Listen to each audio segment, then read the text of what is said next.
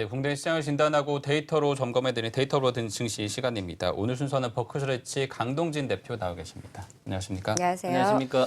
네, 해외 시황 먼저 짚어보도록 하겠습니다. 주말 사이에 뉴욕, 나스닥, 다우 모두 2%대 큰 낙폭을 보였는데 지금 뭐 화면에 나왔습니다만 연준 위원들이 다시 9월 금리 인상 가능성을 시사하는 듯한 발언을 또 내놨기 때문에 시장 흔들리고 있는 것 같아요. 좀 어떻게 좀 진단할 수 있을까요?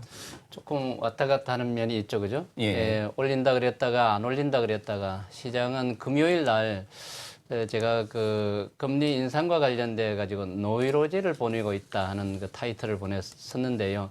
조금 그 배경을 살펴볼 필요가 있겠습니다. 두 가지 분야인데요. 보스턴 연은 총재가 금리 인상을 9월에 할 때도 되었다 하는 취지의 발언을 했는데요. 그 발언이 왜 그렇게 중요한지를 조금 설명을 드리도록 하겠습니다. 기존의 연방 그 준비제도이사의 금리 결정과 관련된 그 의원들이 12분이 있는데요. 그중에 2분은 강성파이기는 한데 투표권이 없는 사람입니다. 나머지 10분 중에서 매파 의원보다는 보수적인 그 의원들이 더 많았었거든요. 그 구성 비율을 보면은 7대5 정도 됐습니다. 그 중에서 보스턴 그 연은 총재의 경우는 다소 신중한 파였거든요. 그분이 대표적인 신중 의원이었는데 이분마저 금리 인상을 9월에 할 때도 되었다 그랬으니까 이제 숫자가 6대6으로 이제 동수가 된 것입니다. 근데 우리가 시장에서 알고 있는 것은 9월에 금리를 올릴 확률이 30%도 안 된다고 그렇게 여러분 알고 계시죠, 그죠? 그것은 시카고의 그 CME 그 페드 워치라고요. 거기서 지금 집계되고 있는 그 확률이 30%도 안 된다는 것이었는데 많은 투자자들이 그것이 그 수치가 굉장히 신뢰도가 있는 것으로 착각을 하고 있는 것인데 그거 아무것도 아니거든요. 그 수치가 뭐냐 하면은 지금 그 외신에서도 보도가 되었습니다만은 UBS에서 9월에 금리를 올리면은 시장에서 안 좋을 것이다. 큰 충격이 있을 것이다는 얘기를 하죠. 그 UBS가 투자은행이잖아요. 네. 즉 금융시장 주변에 있는 사람들은 금리를 올리면은 안 돼, 미뤄야 돼, 큰일 나 이런 얘기를 계속하고 있는 것이거든.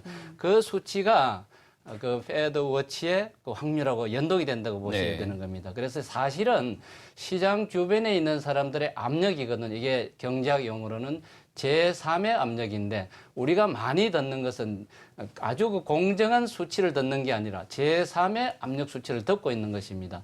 그래서 시장은 점점 이 수치가 괴리가 크니까 충격을 받고 있다. 그렇게 보시면 될 것 같습니다. 네, 계속해서 시장이 이제 미국의 금리 인상 이슈에 좀 좌지우지되는 것 같습니다. 미국에서는 계속해서 올해 좀 금리 인상을 하겠다라는 신호를 보내고 있는 상황에서 사실 예전 생각했던 것만큼 금리 인상을 단행하더라도 시장의 충격은 크지 않을 것이다라는 전망도 속속 나오고 있는데 네. 이것이 투자 심리에는 계속 악재로 작용을 하고 있는 것 같아요. 뉴욕 증시도 좀 큰 폭으로 흔들리는 움직임이 연출이 됐는데 네. 시장 전반적인 흐름 좀 더 자세하게 짚어볼까요? 예, 이제 유동성 지표가 크게 변했거든요. 지난 주말에 이제 많이 변했는데요. 미국의 국제 수익률이 목요일에는 4% 올랐고요. 금요일에는 3% 올랐습니다. 이틀 동안에 7% 정도 올랐으니까 많이 올랐다 그렇게 볼 수도 있을 것이고요. 그다음에 달러화가 잠잠했었는데 달러화가 오르기 시작했고요. 달러화의 상승폭은 크지 않았습니다만 그 이면에 이머징 마켓의 통화들이 일제히 큰 폭으로 오르고 있는 것이 눈길을 끌고 있는 겁니다. 같이 하락이 되는 겁니다. 참고로 보면은 브라질 헤아라가 3% 가까이, 멕시코 지수도, 멕시코의 페소화도 2% 가까이, 터키, 남아공, 대만, 인도네시아, 말레이시아 등등의 이머징 마켓의 대부분의 이 환율이 크게 요동치고 있는 것이 눈길을 끌고 있습니다. 이것이 바로 금리 인상 이후에 나타날 현상을 우리가 보고 있는 것이다. 그렇게 볼 수 있겠고요. 우리 앵커께서도 지적을 해주셨는데 미국이 9월에 설사 0.25%를 올린다 해도 크게 영향이 있을까 하는 지적을 해주셨는데 그 수치로 보면은 큰 영향이 없을 것 같다 그런 얘기도 할 수 있거든요. 예. 그러나 여러분들이 보셔야 되는 것이 그동안의 양적 완화라는 얘기를 굉장히 오래전에 들었지 않습니까? 네. 이 양적 완화의 기류가 오래 지속이 됐는데 그 전환점이라는 의미가 있는 것입니다. 이제는 그 QE라는 곳에서 타이트닝이라는 단어로 바뀌는 것이거든요. 네. 큰 금융 기류의 변화기 때문에 9월에 지난 그 12월에 한번 있었기는 했습니다만은 두 번째 하는 이 의미가 있거든요. 그래서 시장이 더 영향을 받는다. 그렇게 이해가 되고 있습니다. 네, 미국 증시에도 상당히 영향을 미치고 있습니다만 이게 이제는 정말 양적 완화를 통한 유동성 장세에서는 좀 벗어나는 흐름이 아닌가 싶습니다. 정말 이번에 올리게 된다면 시장에서는 글로벌 증시에 흩어졌던 자금들이 이제 미국으로 돌아가는 그런 흐름이 나타날 텐데 지금 보면 뭐 일단 주가는 전반적으로 많이 빠졌습니다만 업종별로 좀 흐름도 좀 알아봐야 될 것 같아요. 이쪽에도 기류 변화가 좀 같이 나타나고 있는 건가요? 예, 미국 S&P 지수를 이제 보고 있는데요. 금요일의 경우는 뭐 온통 뭐 붉은색이었습니다. 파란색은 뭐 거의 보이지를 않았고요.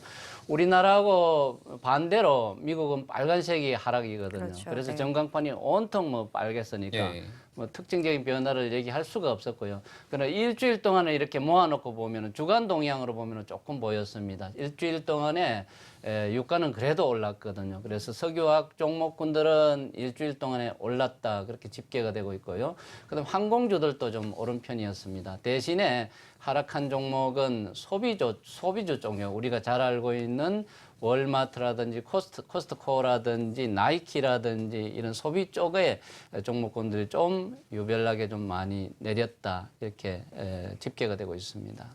네, 우리 시장의 경우에도 지난 금요일 분위기가 굉장히 좋지 않았잖아요. 네. 좀 선물 옵션 동시 만기를 무난히 좀 보완을 했는데 그 이후에 조금 더 수급적으로도 불안한 흐름이 연출이 됐고 특히나 코스피 시장 같은 경우에는 뭐 북한 뭐 악재도 있었지만 삼성전자도 크게 빠지면서 그 영향이 굉장히 컸던 것 같아요. 네. 그나마 좀 코스닥 시장이 선방했다라고 표현을 해도 될까요? 그래도 역시 또 기관의 매물이 부담스러운 상황이기 때문에 우리 시장 같은 경우에는 저는 이번 주가 더 많이 걱정이 되는 것 같아요. 좀 어떻게 보고 계세요? 예, 여러 가지로 뭐 우리 시장이 좀 안쓰럽다 그렇게 할 정도로 좀 네. 약하거든요.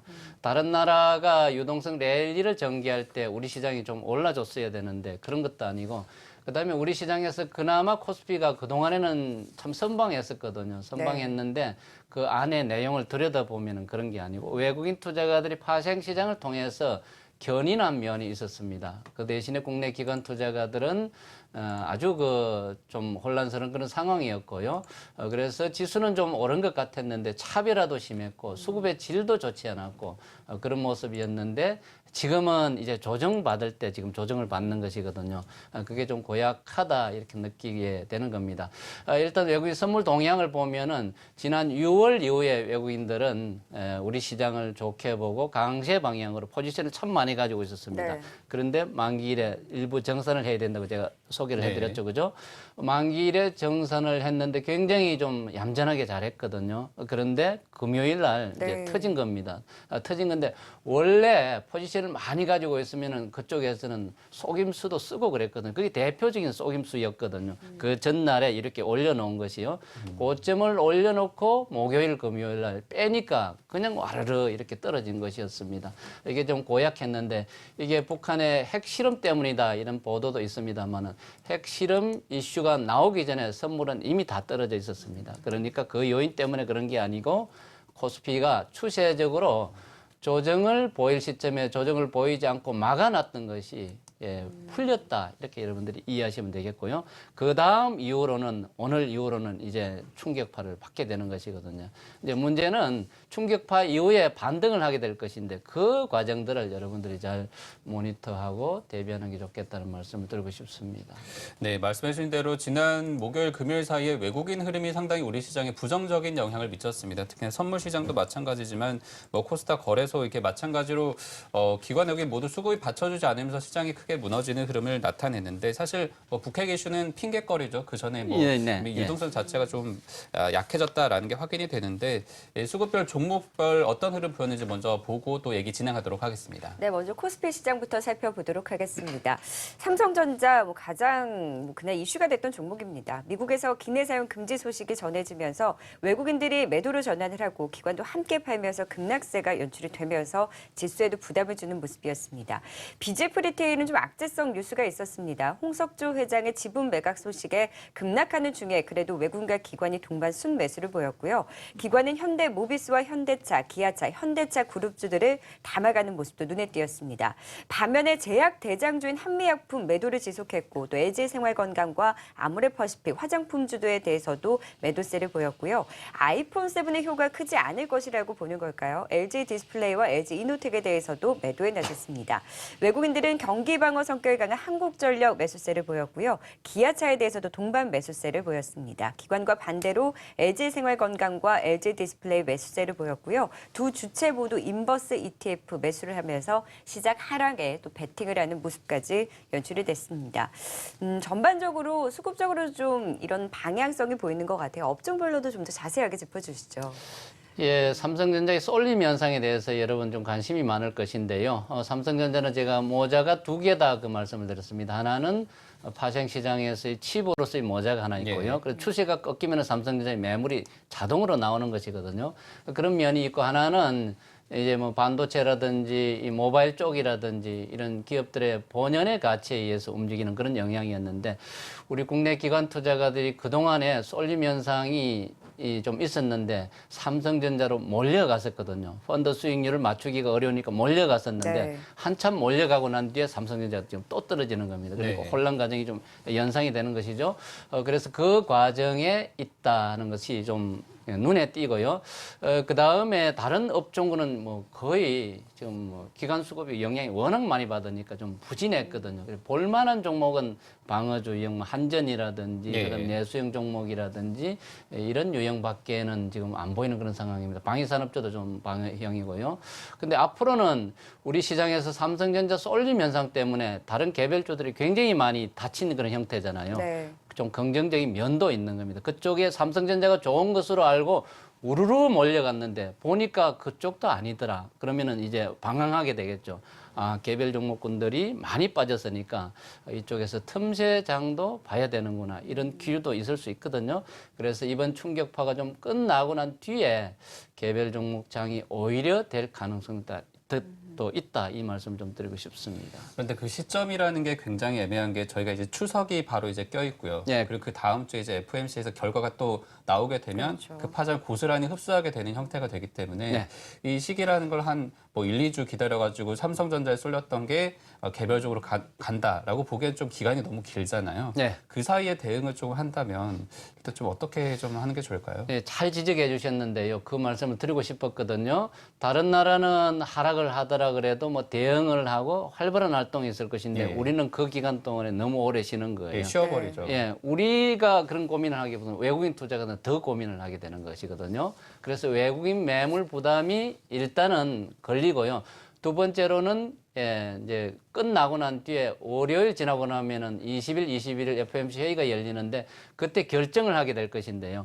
결정은 금리를 올리면은 우리가 더 부정적이다 얘기할 수 있겠습니다. 막상 지나고 나면은요, 이제 청명해지거든요. 예. 그러니까 FOMC 회의 결과 이후로는 오히려 하늘이 좀 청명해진다는 것을 보신다 그러면은 그때부터는 오히려 종목 장세가 될 가능성도 있다 그런 의미가 되는 겁니다. 네. 네, 그렇다면 투자 전략 어느 부분에 조금 더 포커스를 맞춰서 바라보면 좋을까요? 지금 일주일 동안은 이틀밖에 없으니까요. 전략이라고는 오히려 뭐 없잖아요. 방어형. 네. 여러분 포트폴리오 들여다보시고 너무 위험에 노출되어 있으면은 좀 곤란하겠다 이런 것이고요. 조금 안정적으로 삼성전자가 거기 들어가도 괜찮거든. 조금 길게 본다 그러면은요. 네. 괜찮은데 그게 방위산업 유형이라든지 그 안에 들어가야 될 게 지금 좋아 보이는 종목이 달러도 좋아 보이죠. 그죠?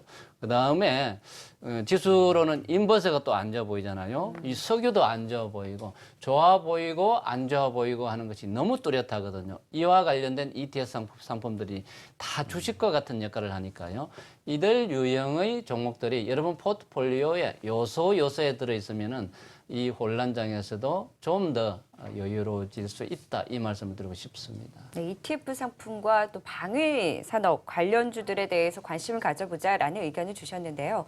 저는 좀 걱정이 되는 것이 사실 코스닥 시장인 것 같아요. 네. FOMC 회의 이후에는 좀 개별 종목 장세에 대해서 염두를 해두자라는 말씀 주셨는데 네. 그렇다면 그 이후에는 조금 코스닥 시장에 관심을 가지고 전략을 세워봐도 될까요? 제가 이제 드리고 싶은 건 지금 코스닥이 힘드니까 뭐 코스닥에 대해서 굉장히 걱정하시는 거거든요. 네. 코스닥이 얼마나 조정을 보였느냐면은 무려 6주간 지금 완전히 스트레이트로 떨어진 예. 겁니다. 누가 했느냐면은요. 국내 기관 펀드들이 한 거예요. 그래서 네. 망쳐놨거든요. 그야말로. 그러다 보니까 좋은 종목도 떨어지고 안 좋은 종목도 떨어지고 거의 썰려 내려갔으니까 가장 큰 호재가 뭐냐면 가격이 너무 많이 떨어졌다는 이게 호재인 거예요. 그래서 하늘이 청명하면은 이제 많이 널려져 있는 이런 종목군에 대해서 매수세가 들어올 수 있다. 그런 의미가 되는 것입니다. 네. 그러면 조금 더 여쭤봐서 어느 섹터에 조금 더 관심을 가져보면 좋을까요? 섹터는 지금 제일 눈에 보이는 게 반도체와 디스플레이 그 부품주였거든요. 네. 근데 사고가 났잖아요. 네. 이제 방황하게 되는 것이고 뭐 소비주를 할 것도 없고 그런 개별 유형이 좀 없군요. 그 중에서 어떤 영역을 찾기에는 질서를 찾기에는 좀 어렵고요. 그 개별 종목 중에서 그래도 넘버원, 넘버투인데 한 30% 40% 떨어졌다. 그럼 살만한 것이거든요. 좀 재료가 있는 개별주 중심으로 좀 관심을 가져봐야 되겠네요. 그 정도 보면 가격이 떨어진 게 제일 큰 재료니까요. 네. 그렇게 보시는 게 좋을 것 네, 같습니다. 뭐 종목의 이상이 있어서라기보다는 코스피 시장, 특히 삼성전자의 수급적으로 쏠림 현상이 나타나면서 소외를 받았던 좋은 종목들 중심으로 재료가 있는 개별주 중심으로는 그 이후에 좀 관심을 가져보자라는 또 전략까지 세워주셨습니다. 네. 네, 데이터로 보는 증시 여기서 마무리 짓도록 하겠습니다. 지금까지 버크셔 리치 강동진 대표와 함께했습니다. 고맙습니다. 네, 감사합니다.